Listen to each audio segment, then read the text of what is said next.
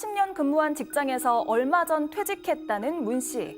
일한다고 자주 만나지 못했던 고향 친구들과 등산도 하고 밥도 먹는 게 낙이라고 하는데요.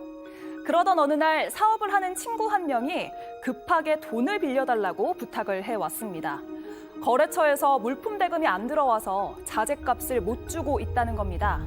은행보다 후하게 이자를 쳐줄 테니 6개월만 빌려달라고 사정을 하는 바람에 퇴직금으로 받은 돈에서 3억 원을 빌려줬습니다. 그런데 6개월 후 사업이 어려워져서 돈을 갚기 힘들어졌다는 연락이 왔습니다. 살고 있는 아파트를 담보로 대출이라도 받아서 돌려달라고 했더니 얼마 전 아내와 이혼하면서 재산을 모두 아내에게 줬다는 겁니다. 위장 이혼이 아닌지 의심도 된다는 문 씨. 빌려준 돈을 돌려받을 수 있을까요? 자, 오늘 소개된 사연은 한 언론사에서 소개한 사례를 각색한 내용이라는 점 알려드리겠습니다. 자, 이수진 기자, 우리 이 기자는 혹시 친구들한테 돈 빌려준, 그러니까 뭐 그냥 작은 돈 말고 큰 돈 빌려준 적 있나요? 아직까지는 누가 빌려달라고 요청한 적이 없어서 빌려준 적은 없습니다. 아우, 좋은 친구들 네. 뒀네요. 자, 그런데 아무튼 이 아무리 친한 친구라고 해도 3억을 빌려준다? 이거 너무 큰 돈인데 어떻게 해서 그렇게 선뜻 빌려줄 수 있었을까요? 정말 큰 돈이긴 한데 두 사람이 평생을 봐온 고향 친구였다고 합니다. 젊은 시절에 사업을 시작해서 힘든 시간도 견디고 자수성가한 모습도 지켜봤다고 하는데요. 살고 있는 집 역시 고가의 아파트였기 때문에 돈을 돌려받지 못할 거라고는 상상도 못했다고 합니다. 솔직히 서류상으로만 이혼한 건 아닌지 의심도 들지만 친구 앞으로 남은 재산이 없으니까 도리가 없다는데요. 결국 돈도 잃고 또 친구도 잃을 위기에 처했는데 빌려준 돈을 돌려받을 수 있을지 상담소에서 해결해 주시면 좋겠습니다. 알겠습니다. 자, 지금까지는 격주로 나왔던 이수진 기자가 이번 주부터 다음 주부터는 매주 금요일마다 이제 우리 가족 여러분 보실 수 있습니다. 자, 수고하셨고요. 본격적으로 송 기자가 내용 다시 한 번만 좀 정리를 해 주시죠. 네, 이 사연자인 남성은 지금 30년 넘게 직장을 다니다가 퇴직해서 목돈이 좀 있는 상태입니다. 퇴직을 했으니까 그동안 바빠서 못 만났던 친구들도 만나고 등산도 하고 식사도 하고 이런 게 좋아서 같이 지냈는데 그러던 중에 그 친구들 중에서 가장 친한 친구 한 명이 이렇게 부탁을 한 겁니다. 돈을 빌려달라고. 코로나 때문에 지금 상황이 어려워져서 급하게 물품 대금을 갚아야 하는데 몇 달만 좀 빌려줘라 이렇게 얘기를 한 겁니다. 근데 이 친구는 이 나이에도 여전히 건재하게 자기 사업을 하고 있어서 친구들 사이에서 평소에 부러움의 대상이었다고 합니다. 어허. 또 좋은 아파트에도 살고 있고요. 그래서 의심하지 않고 3억 원을 빌려줬다는 게 이 남성의 설명입니다. 자, 3억 원. 아무리 친한 사이라도 3억 원을 빌려주면서 그냥 빌려주진 않았을 것 같아요. 최영진 리포터라면 예. 진짜 무슨 각서, 차용증, 신체 포기 각서, 별의별 거 다 받았을 포기가 별의별 거 다 받았을 것 같은데. 깜짝 놀랐네요. 예. 아니 뭐 그런 건 아닌데 뭐 그런 것 같아요. 양원보 앵커가 저한테 빌려달라 그러면 저는 거절을 할 것 같고 예, 아니, 양지열 안 변호사님이 저한테 빌려달라고 하면 빌려줄 것 같은데. 아니요. 아무튼 빨리 얘기하세요. 알겠습니다. 뭐 차용증을 쓴 거죠. 6개월 후에 상환하겠다. 이제 5% 지급 조건을 달았고 친구가 거주하고 있는 집이 그 시세가 그 아파트가 20억이라고 해요. 현금이 돌지 않으면 아파트라도 팔면 되지 않겠냐 이렇게 부탁을 한 겁니다. 그러니까 예를 들면 양지열 변호사가 저에게 돈을 빌리면서 JTBC 잘리면 MBC에서 돈 벌어서 갚을게 뭐 이런 개념인 거잖아요.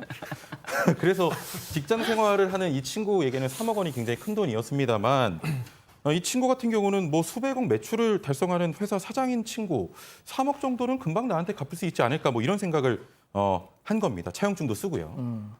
양 변호사님, 쟤 왜 소개시켜줬어요?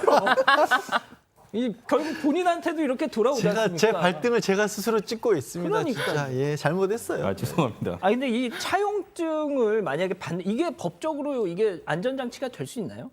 충분히 법적인 의미의 안전장치는 되죠. 왜냐하면 다른 게 아니라 이제 극단적으로 그런 사실 자체가 없다라거나 아니면 사실을 여부를 떠나서 뭐 이자도 있었고 반납 기한 같은 것들도 확실히 해두는 게 필요하기 때문에 차용증 반드시 작성을 하셔야 되는데 문제는 지금 이 사례처럼 돈이 없다라고 해버리면 차용증이 있어도 그러니까 이건 현실인 거죠. 돈이 없는 건 현실인 거죠. 법적인 문제를 떠나서.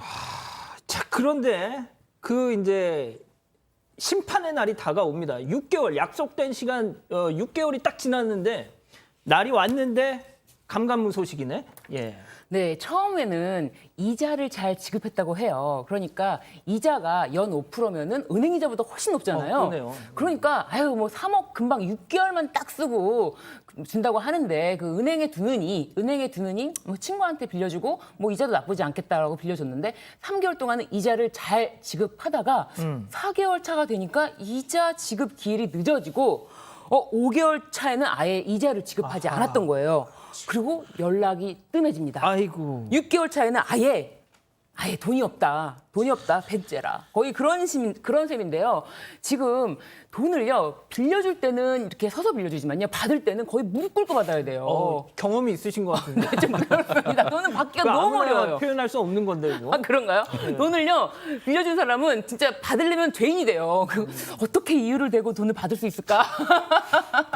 그래서 저도 빌려준 돈 받기가 되게 어렵다라는 거를 몸소 깨닫고 그 뒤로는 이렇게 사적인 거래는 이거 차용증 같은 거 필요 없어요. 이런 거 있어봤자 받기 어려워요. 아니 변호사가 차용증이 필요 없다고 하면 어떡해요? 아니 법정이 차용증 있어도 웃겼어 지금. 안 주는데 장사가 없어요, 진짜. 와, 나 이거 아니 그래도 혹시 차용증- 직업이 뭐예요? 아유, 지금 변호사네요. 예. 돈 안 주는 데는요 장사가 없어요, 아주. 혹시 그래서 해결사를 쓰셨습니까? 아니, 무릎 꿇고 받았어요. 아, 무릎 꿇고. 무릎 꿇고. 그러시구나. 네. 자, 그런데 송 기자 결국 이혼을 했다고 했잖아요. 네. 자, 그러니까 뭐 이 사업이 어려워져서 이혼까지 한 것까지는 오케이. 그런데 그 전 재산을 와이프한테 줘버리고 나는 없다, 무일푼이다 지금 이랬다는 거 아닙니까? 맞습니다. 이게 좀 납득하기는 어려운데 일단 그 친구의 설명은 그렇습니다. 그러니까 얘기를 들어보니까요. 이 힘든 시기에 이혼하자고 하는 아내가 정말 밉긴 한데 현실적으로 보니까 이 평생 주부로 살아온 아내가 앞으로 돈을 벌 형편도 안 되고 또 아직 결혼하지 못한 막내 아들이 있어가지고 이 가족들을 생각하니까 빚은 자신이 다 떠안고 남은 재산은 다 아내한테 몰아주는 게 그나마 아버지로서 할 수 있는 최선의 선택이었다. 이렇게 설명을 한 겁니다. 아니 그런데 빚은 이혼을 하면서 빚은 남편이 다 떠안고 남은 재산은 다 아내한테 몰아주고 이렇게 이혼하는 경우가 있나요? 아니 뭐 경우야 있을 수 있죠. 그러니까 재산 분할이라고 하는 거는 이제 부부가 공동 생활을 하면서 한 이 재산을 마련한 재산을 헤어지면서 정리하는 거잖아요. 그런데 혼인 기간이 굉장히 짧은데 예. 혼인 기간이 짧고 예를 들어서 남편이 빚이 있긴 한데 그게 생활하기 위해서 진 빚이 아니라 그냥 개인적인 어떤 예를 들어 도박 채무 이런 빚이고 집은 아내가 장만해 온 거 결혼한 이후에 근데 그때 재산 분할하면서 그 집도 쪼개 그러면 아내는 되게 억울하잖아요. 그런 경우라면 있을 수 있지만 이 경우에는 사실 부부가 공동 생활한 게 뭐 30년은 넘은 걸로 지금 나왔을 사례 보면 이런 경우에는 그렇게 쪼개기가 어렵죠. 자 일단 그럼 그 무릎 꿇고 돈을 받아냈던 우리 신 변호사님 네. 이거 위장 이혼 같다 아니다. 이거 위장이혼입니다. 위장이혼이야. 어디서 지금 내빼려고. 어디서 지금 수작을 부려 약간 이런 거예요? 지금? 그렇습니다. 그러세요? 아니, 신 변호사님 자격증을 좀 점검을 해봐야 될 것 같아요. 방송 끝나고 한번 확인해 보세요. 변호사협회에 연락을 좀 해봐야 될 것 같아요. 알겠습니다. 아무래도. 저 대한변호사협회 이사입니다. 아, 그렇습니다. 축하드립니다. 네. 자, 그러면은 이쯤에서 별별 상담소 오늘의 궁금증 짚어보죠. 이혼해서 재산이 없다는 친구에게 빌려준 돈, 이거 받을 수 있느냐? 자, 먼저 위장 이혼이라고 가정을 한다면 이혼을 뭐 원인 무효다 해서 그러고 나서 다시 돈을 이렇게 돌려받아야 되나요? 위장 이혼의 경우에는 대법원에서도 이거는 어쨌든 다른 목적을 가지고 이혼을 했다 하더라도 서로 부부관계를 해소하려는 그 이유는 합치가 됐다. 그 의사는 합치가 됐기 때문에 이혼 자체는 유효하다 이렇게 평가하고 있거든요. 그리고 지금 우리 불쌍한 채권자님도 돈을 받는 게 목적이지 이혼 자체는 뭐 관심이 없습니다. 그렇기 때문에 이혼을 무효하지 않아도 돈을 받을 수 있는 방법만 찾아내면은 뭐 이혼에는 전혀 지장이 없습니다. 아, 그렇군요. 네. 그러면은 양 변호사님 재산 분할 이거를 처음부터 다시 계산하자 이렇게 해도 되는 건가요? 그런 방법도 있을 수 있어요. 이게 이혼을 명목으로 그러니까 뭔가 이 빚진 것에서 벗어나기 위해서 이혼을 하는 사람들이 생각보다 많아요. 생각보다 많았기 때문에 아예 이제 민법에서 사회행위 추세라고 그래서 빚을 안 갚으려고 다른 사람에게 재산을 빼돌렸을 때 그 빼돌린 행위를 취소하는 그런 소송이 있거든요.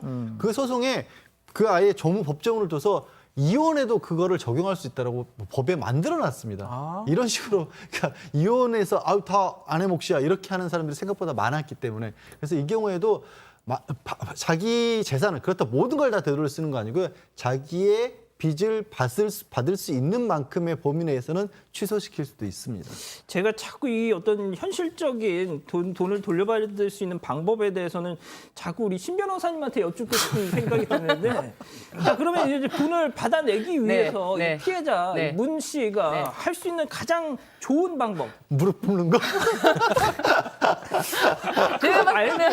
내가 봤을 때는 그게 제일 현명한 것 같은데 어쩔 수 없이 이제 법적으로 제가 조언을 또 드려야 되기 때문에 조언을 드리자면은 조금 골치 아프고 좀 힘들 수 있지만 일단은 가압류를 해야 됩니다. 이 집에다가. 이 집을 또 그 사이에 다른 사람한테 넘기면 안 되잖아요. 그리고 뭐 이 금융자산이라는 거는 빼면 그만이기 때문에 일단은 그 지금 현재 그 아내 이름으로 돼 있는 그 재산, 압류, 부동산, 뭐 아파트뿐만 아니라 모든 부동산에는 압류를 해놓는 게 최우선입니다. 가압류를 해놓고 소송을 시작해야지 가압류를 안 해놓으면은 나중에 집행할 재산이 없으면 이 판결문 100장 받아도 종이 쪼가리거든요. 아 그렇게 네. 야 또 신 변호사님이 저렇게 말씀하시니까 어우 진짜 이거 와닿으세요? 이거 이거 감정을 실어서 말씀해 주시니까 일반적인 방법이에요. 예, 알겠습니다. 아무튼 뭐 최영진 리포터는 아무튼 저 말씀 잘 듣고 해결 잘 보세요. 알겠습니다. 알겠습니다. 자, 별별 상담소 이렇게 마무리하고요.